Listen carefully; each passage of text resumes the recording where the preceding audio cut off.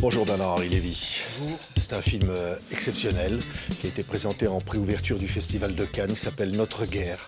On va en parler dans quelques instants. De Pokrovsk à Soumy, vous avez traversé pour la quatrième fois, le quatrième film, cette Ukraine en guerre, au cœur même de l'Europe, avec tous les enjeux et l'engagement qui est le vôtre, aux côtés des Ukrainiens. Et vous revendiquez cet engagement. D'abord, quelques mots sur cette opération Toile d'araignée. C'est incroyable. Est-ce que c'est une humiliation de Poutine, ce qui est arrivé, ce que finalement les drones ukrainiens ont réussi à faire? Oui, enfin c'est une humiliation de plus de Poutine.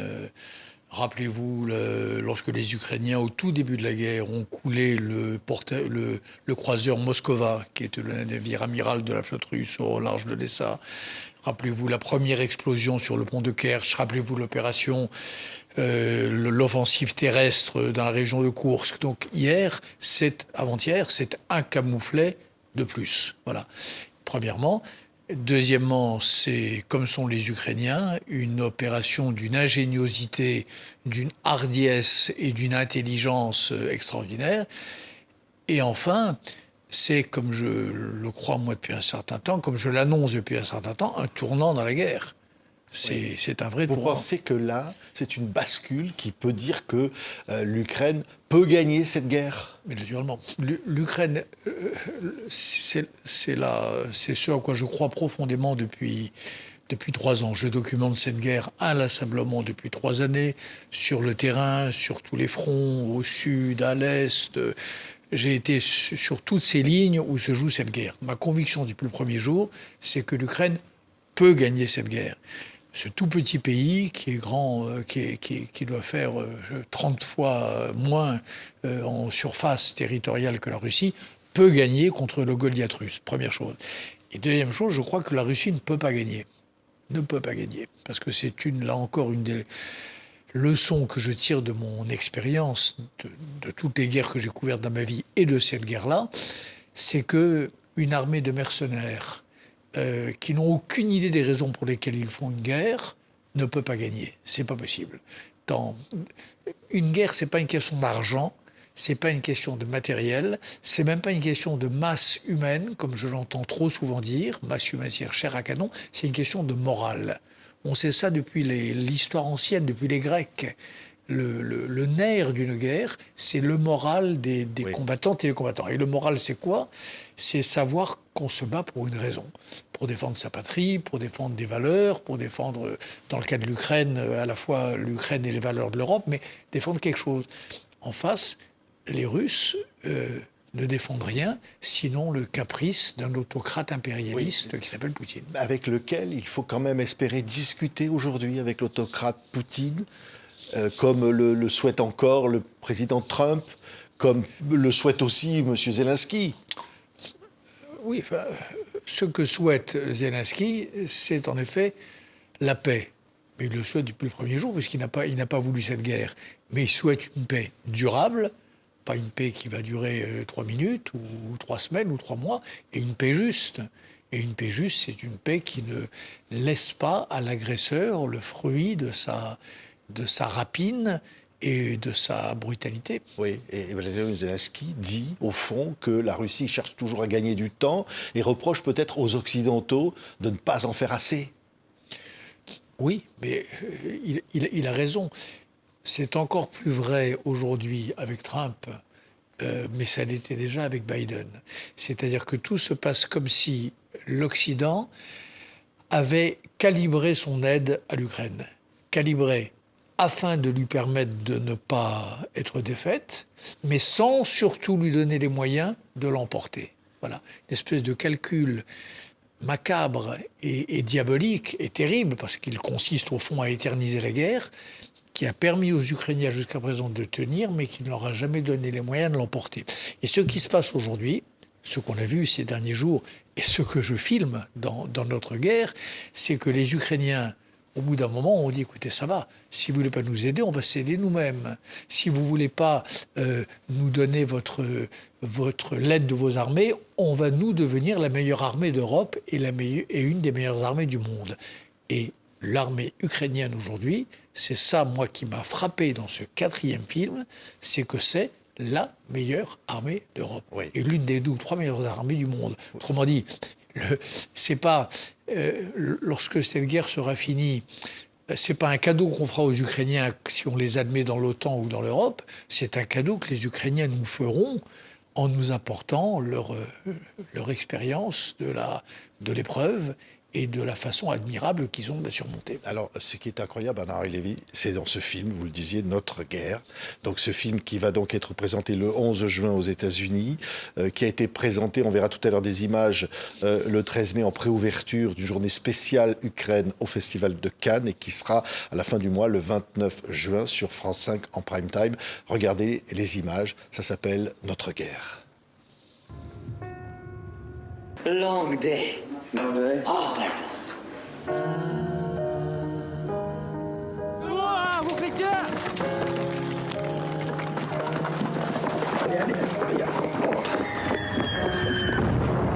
Les artilleurs ukrainiens sont au taquet et ripostent au canon 155. Максим.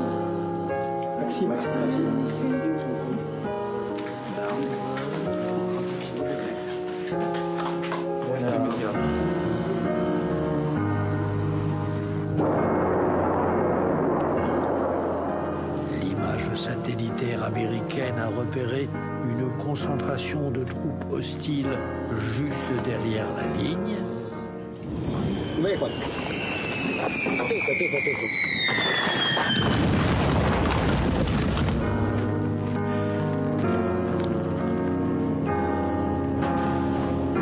Що буде далі, якщо переможе Трамп?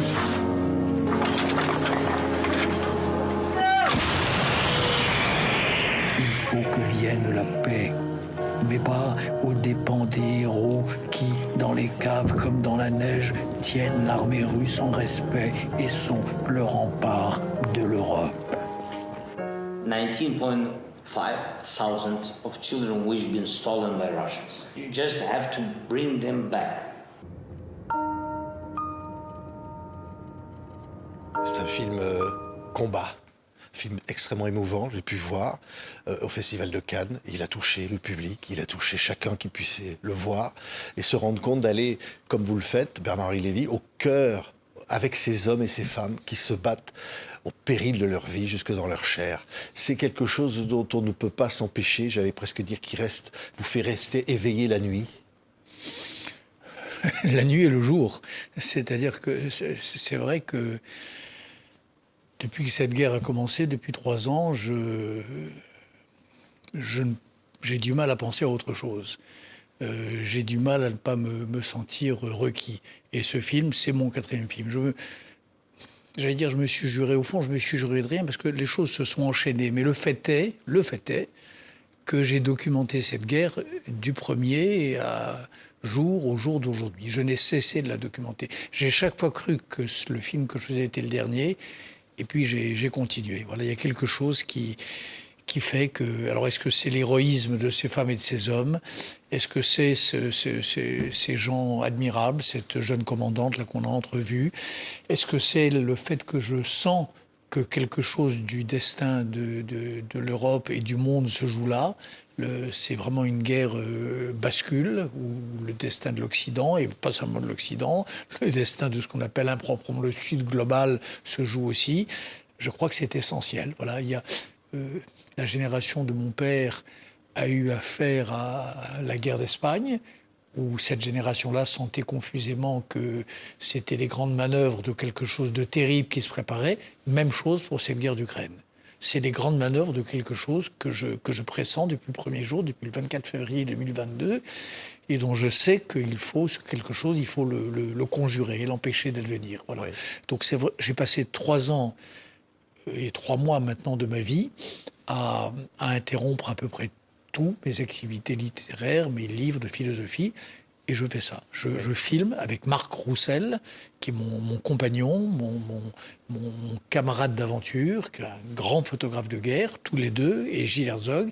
Ça fait 3 ans qu'on filme ça. On filme l'héroïsme, on filme la souffrance, on filme les combattants, on filme les civils. Voilà. Oui. on voyait des photos justement de Marc Roussel qui fait des photos, qui documentent cela. La musique, Slava Vakarchuk. Slava Vakarchuk, qui est un très grand... qui est un très grand auteur, compositeur et chanteur, et une sorte d'icône de l'Ukraine. Pour ceux qui ne le connaîtraient pas, Slava Vakarchuk, c'est un mélange de Bruce Springsteen, de Sting et de Bono. Voilà. En tout cas, il fait partie de ce club-là, à coup sûr. Pour ceux qui ne le connaissent pas, sa musique est de cette qualité-là. Et pour Marc Roussel et moi, c'est un très grand honneur qui nous ait accompagnés pour chacun de ces 4 films. Le tout premier, la musique était pour moitié composée par Sting et pour moitié composée par Slava Vakarchuk. Et le deuxième, le troisième, et celui-là qui est le plus important, celui d'aujourd'hui, c'est Vakarchuk qui est à la console. Alors, vous avez fait quelque chose d'assez incroyable, je le disais, en préouverture du Festival de Cannes. La présentation de ce film, Notre guerre, devant un public de festivaliers, avant la fête du cinéma, en préouverture, donc, avant la cérémonie d'ouverture. Et vous avez amené sur scène, on va voir des images, un certain nombre de personnalités qu'on ne s'attend pas à voir là. Mais vous avez tenu à ce qu'ils soient là et qu'ils partagent un moment d'émotion qui a été un moment absolument exceptionnel, Bernard-Henri Lévy. Oui, enfin, j'y ai tenu et Thierry Frémaux y a tenu avec moi. Ça, je lui suis vraiment reconnaissant et les Ukrainiens lui en sont très reconnaissants à lui aussi. C'est lui qui a voulu cette préouverture aux couleurs de l'Ukraine. Et sont venus sur scène des gens magnifiques. Serge Osipenko, qui est lui aussi quelqu'un que je connaissais pas il y a 3 ans et 3 mois et qui est devenu l'un de mes plus proches amis, dont le destin s'est lié au mien, c'est l'homme qui s'est occupé sur le terrain de toute la production de ce film, de sa logistique, de l'incroyable complexité que cela suppose, et avec un dévouement à son pays, une fidélité à ses valeurs et une fraternité vis-à-vis de mon équipe et moi-même absolument incroyable. Donc il y avait lui, il y avait un général qui s'appelle le général Antem Bogomolov, qui a été grièvement blessé à Kupiansk, et qui est en train de se remettre et qui est venu à mes côtés présenter le film. Il y a une femme extraordinaire, encore une héroïne, qui s'appelle Yulia Paevska, qui était à Cannes aussi, à l'invitation de Thierry Frémaux. Elle, c'est une héroïne de Marioupol. C'est cette femme qui allait sous le feu pendant la bataille de Marioupol, ramasser les blessés, ramasser les morts, et réparer les vivants qui le pouvaient encore, et qui a été arrêté par les Russes, déporté en Russie, torturé et libéré dans un échange de prisonniers qui a eu lieu il y a quelques mois. Donc voilà, il y avait ces Ukrainiens autour de moi. Il y avait mon camarade Bogdan Gervazuk, qui est aussi un... J'aime pas le mot, mais c'est devenu un frère aussi. C'est devenu un frère. Ouais. J'aime pas le mot parce qu'on en abuse un peu trop, mais... Voilà, et cette fraternité-là, scellée dans un combat commun, scellée par des moments de peur partagée, elle est inoubliable, elle est infracassable. Oui. Oui. Et le général héros de la bataille de Bakhmout vous a décoré de l'ordre du mérite du groupe tactique 1124 sur scène au Festival de Cannes. Oui. La guerre doit être montrée partout. Cette guerre-là doit être montrée partout. Au Festival de Cannes, partout. Au Festival de Cannes, surtout, bien sûr, parce que ce genre de films, qui sont des films pas faciles non plus, pas faciles à tourner, mais pas faciles non plus à voir, hein. C'est probablement moins distrayant qu'un blockbuster américain. Mais on les fait pour qu'ils soient vus au maximum, pour que l'écho soit le plus intense possible. Et le Festival de Cannes, c'était... mondialement, la chambre d'écho la plus formidable qu'on puisse imaginer. Je peux vous dire, quand j'ai annoncé à mes camarades ukrainiens que le film était au Festival de Cannes, en préouverture, avant le film de quelques heures avant le film avec Tom Cruise, mais pour eux, c'était presque une victoire. Enfin, déjà, une sorte de victoire. C'était très, très important. Donc, bien sûr qu'il faut le montrer partout. Au Festival de Cannes, sur le service public, comme ce sera le cas en effet à la fin du mois, sur France 5, voilà, ces images-là, il faut les voir. pas les images.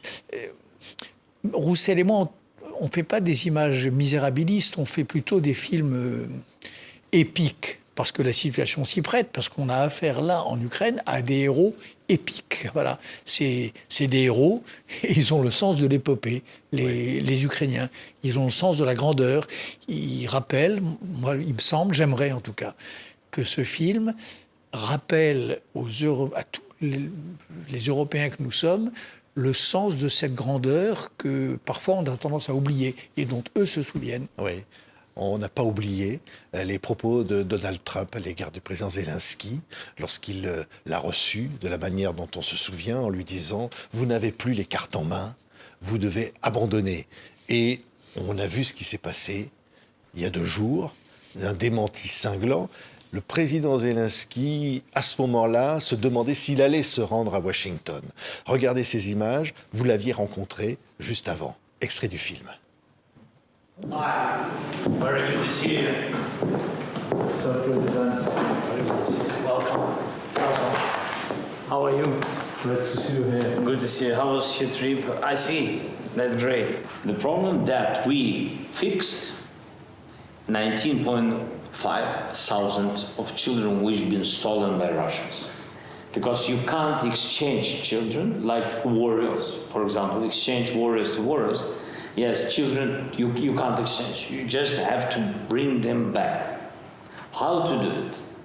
Only political pressure and to find them, to find what we do, find where they are. The second point, there are families, there are children who lost their families. The parents been killed. So this is part of the problem. How to get children if they move them to other families, to Russian families. They move them to special houses in Russia. How to get them back?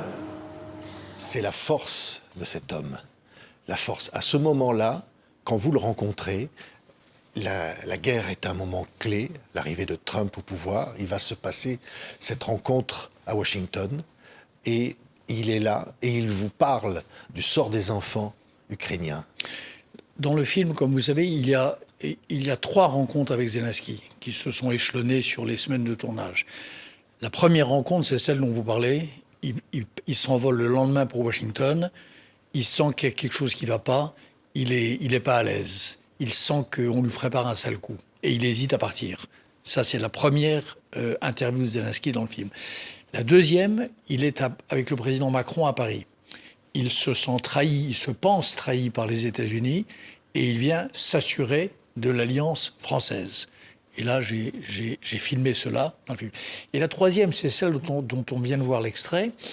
Et ça, ça parle de quelque chose qui est assez peu connu, je crois, des téléspectateurs.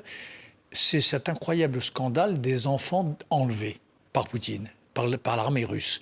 L'armée russe enlève les enfants ukrainiens.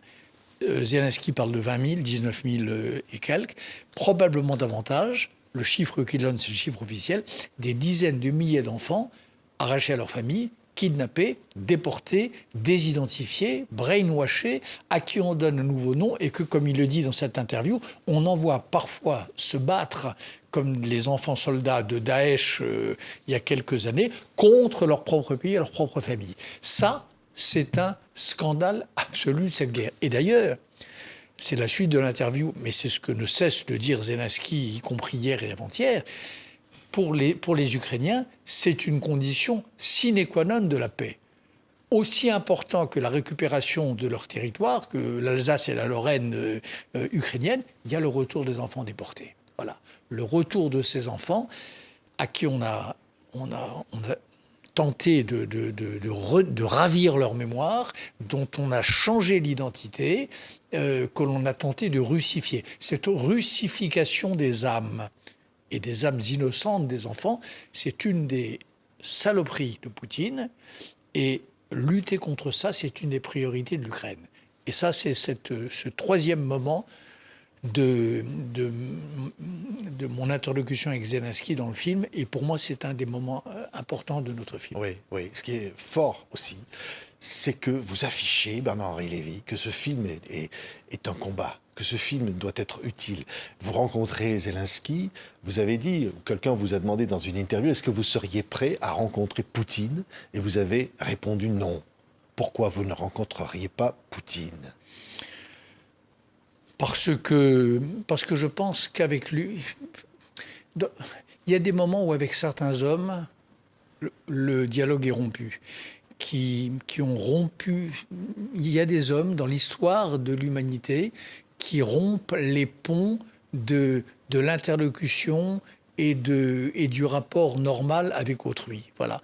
Trop de morts, trop de mensonges, une trop longue installation dans une sorte de monde parallèle fait que le dialogue est impossible. Le dialogue ne sert à rien. Poutine, il y a une seule chose à faire avec lui aujourd'hui, c'est le vaincre. Voilà, c'est le contraindre à se replier. C'est faire en sorte qu'il finisse par, que son armée finisse par comprendre, qu'il le veuille lui ou non, que cette guerre, qui était à l'époque censée durer 3 jours et qui dure depuis 3 ans et 3 mois, est une impasse. C'est tout. C'est le seul rapport qu'on puisse avoir avec Poutine aujourd'hui, c'est celui-là. Oui, vous l'aviez comparé à Hitler. Vous avez dit, je n'aurais pas rencontré Hitler. Oui. Bien sûr. Alors, comparaison, c'est évidemment, les choses sont toujours incomparables et Hitler, c'est un sommet du mal. Mais enfin, rapporté à notre époque, en effet, c'est l'équivalent. Et pour le monde, c'est une menace équivalente par son ampleur. Et la logique est équivalente. À l'époque, il fallait arrêter Hitler en Tchécoslovaquie, il fallait arrêter Hitler en Autriche. Voilà. Et puis, à force de surseoir, eh bien, le monde a été au bord d'un suicide collectif, en tout cas l'Occident et au-delà. Poutine, c'est la même chose. Si on n'arrête pas en Ukraine, eh bien, il ira jusqu'à la Moldavie. Et si on n'arrête pas en Moldavie, il ira jusqu'à la Pologne. Et s'il va jusqu'à la Pologne, il fera ce qu'il nous annonce depuis avant même la guerre, c'est-à-dire qu'il déclarera une hostilité totale à l'ensemble de l'Europe, du monde libre et du monde tout court. Parce qu'il n'y a pas que l'Europe. Les pays du Sud qui acceptent le compromis avec lui et avec son régime sont dans une logique suicidaire. Je pense à certains pays d'Afrique, je pense à certains pays d'Asie qui croient faire un ultime bras d'honneur à leurs colonialistes d'antan en soutenant Poutine, alors qu'il est le colonialisme d'aujourd'hui. L'impérialisme version 2025, il a un visage. C'est plus Donald Trump, c'est plus le Royaume-Uni, c'est Poutine, c'est lui l'empire d'aujourd'hui, lui avec ses alliés chinois, iraniens et ainsi de suite. Donc je crois vraiment qu'il y a là un combat absolument vital pour le monde, faire en sorte que cette Russie-là soit mise hors d'état de continuer de nuire comme elle le fait depuis tant d'années. Il y a des visages, il y a des noms, parfois des prénoms dans ce film, Bernard-Henri Lévy. Oksana, la poétesse, Maxime, poète mort sur le front. Vous avez dit d'ailleurs, je publierai leurs poèmes dans la règle du jeu, dans votre revue. Vous voulez que ces morts-là ne se taisent pas, que leurs paroles puissent continuer d'être entendues. Tous ces gens que vous avez rencontrés, vous avez approché la mort. Oksana et Maxime, c'est un couple. En effet, c'est un couple, ces 2 jeunes commandants. Elle et tous les 2 sont poètes. Lui est mort quelques semaines avant ce moment du film. Et elle, heureusement, est toujours vivante. Et elle sera à Paris pour la sortie du film le 29 juin.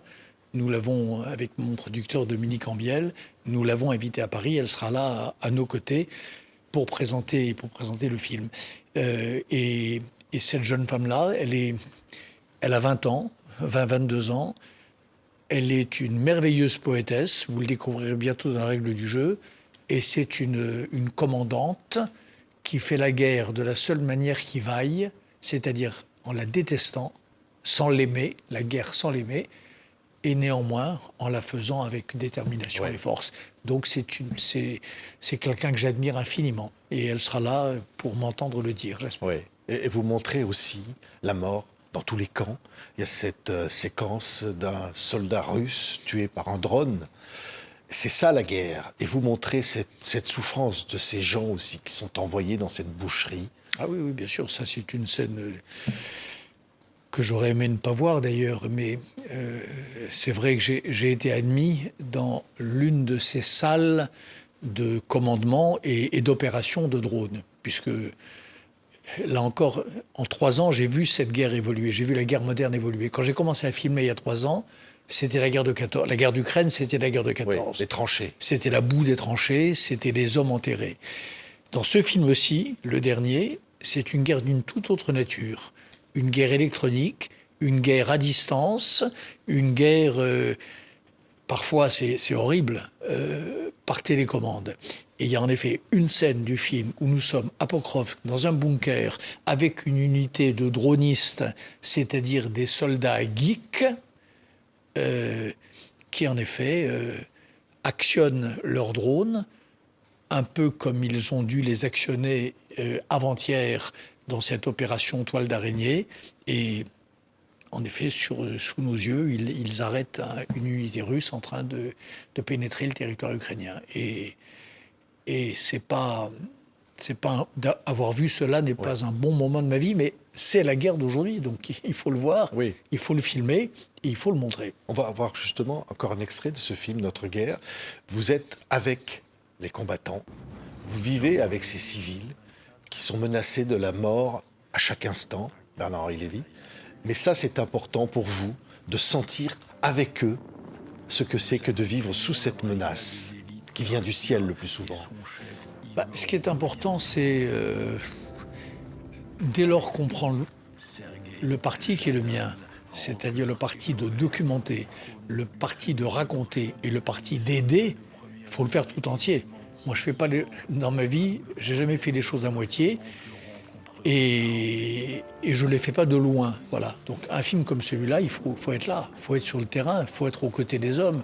J'aurais pu faire ce film en confiant en mettant des caméras sur des drones et en filmant, ça aurait peut-être eu d'ailleurs beaucoup d'allure, hein. Mais c'est pas le parti que j'ai choisi. Mon parti, c'est d'être au milieu d'eux, au milieu des choses, sur le champ de bataille, et de filmer ce que je vois et de filmer ce que je vis. C'est ça, ces films.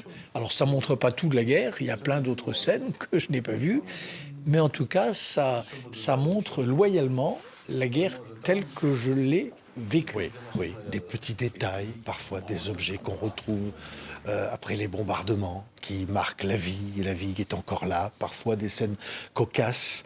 Il y a une force admirable chez ce peuple ukrainien. Vous avez documenté cette guerre depuis 2014.